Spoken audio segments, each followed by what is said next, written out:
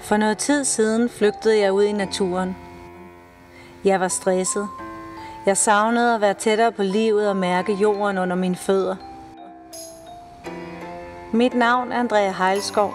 Jeg er forfatter, og jeg har en mission.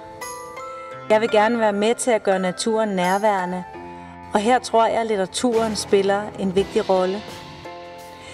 Derfor har jeg inviteret en række danske forfattere med på Bogforum til en snak om naturen, og jeg har spurgt dem, kan litteraturen redde vores planet?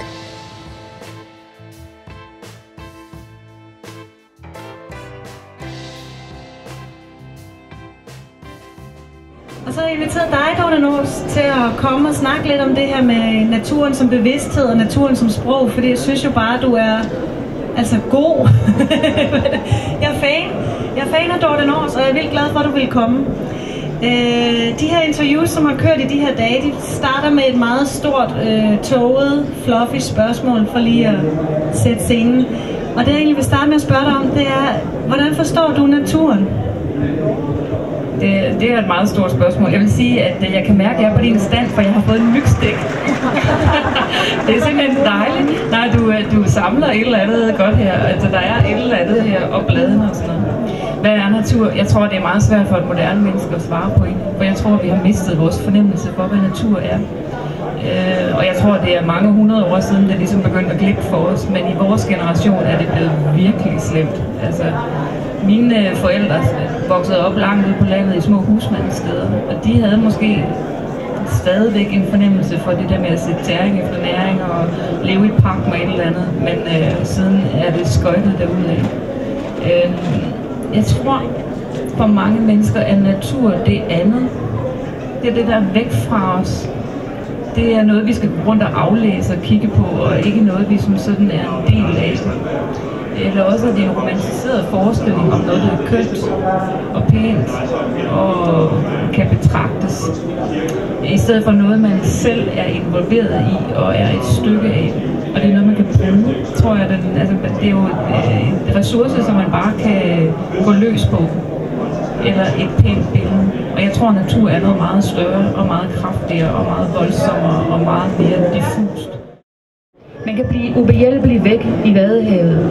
Det viste de lokale børn, ligesom børn i Sverige ved, at man kan blive væk i skovene, og børn fra det indre Jylland har alle hørt om det store intet, der findes i midten af rumarkerne.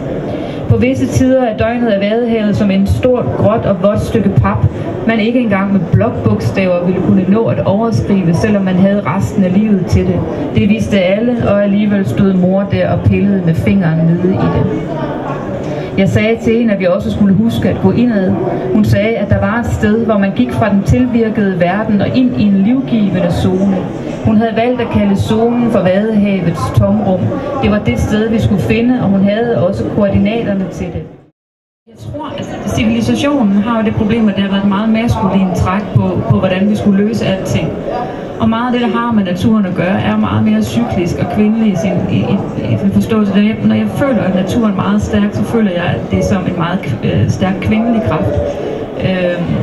For eksempel den svenske forfatter, der hedder Kerstin Ekman, som jeg er helt sikker på, at jeg skal have pushet på dig, har jo skrevet nogle civilisationskritiske ting, som netop handler om, at naturen er det, der er gået galt for os, er, at vi har miskendt de kvindelige kræfter i civilisationen, og netop den der cykliske energi, der er i naturen, og at den har vi overhørt til fordel for det mekaniske og den tekniske måde at se. Hvis jeg har opholdt mig, for eksempel i Vadehavet i lang tid, eller ude på heden, så begynder den der tilstand, hvor jeg forstår, hvordan naturen som bevidsthed arbejder. Den kommer lige så stille.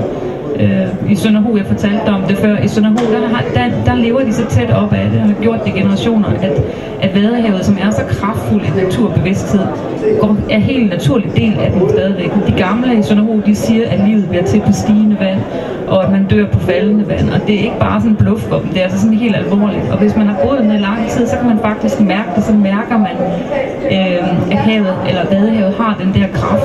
Så jeg tror, vi har tilgang til det. Jeg tror, at den store opgave for de næste generationer bliver at gøre sig bevidst om at holde den port åben. Ikke som en religiøs port, men som en del af det at være menneske. Har Har du en konkret oplevelse med naturen som bevidsthed? Hvad er din bedste oplevelse ude i naturen?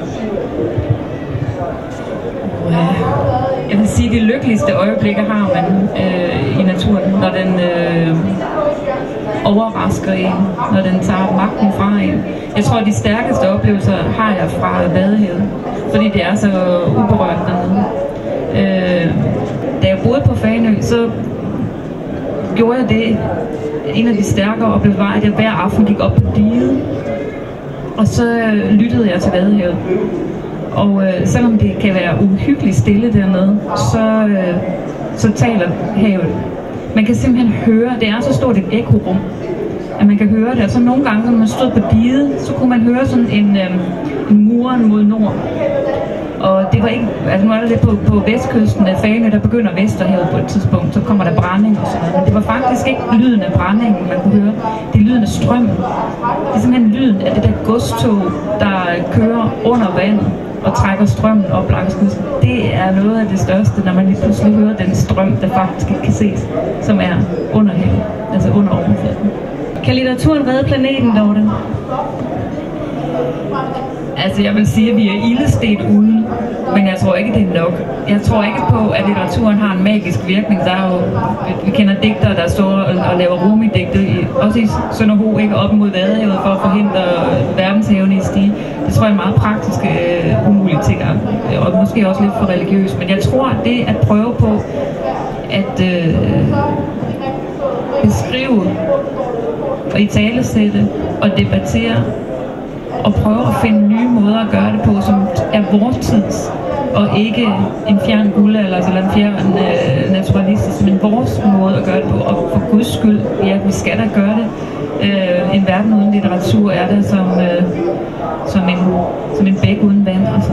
Det duer jo ikke. Så det håber jeg på. Og jeg håber på, at i øvrigt, at ser jeg for mig, at der kommer en generation, som kræver mere tid, kræver mere eftertanke, kræver mere nærvær, og der tror jeg altid, litteraturen har hørt hjemme, fordi den jo netop taler til, at vi går for os selv, lukker af og giver os tid og tænker. Så jeg ser ikke litteraturen som på vej væk sammen med naturen, men en ny epoke på vej. Da vi ikke længere kunne se klitterne, kom en togbanker og lagde sig om os. Jeg tror, vi holdt op med at gå lige ud og begyndte i stedet at gå i ring. Det var mor, der gik forrest, og jeg gik bagved og tabte orienteringen om, hvad der var indad og udad.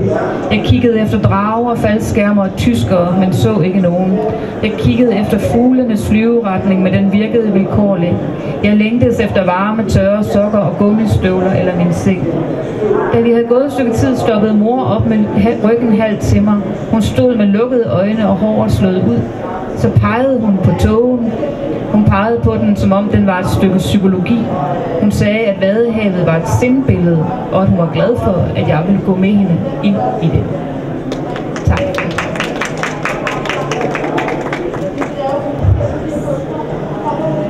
Det kender jeg godt, det der tomrum.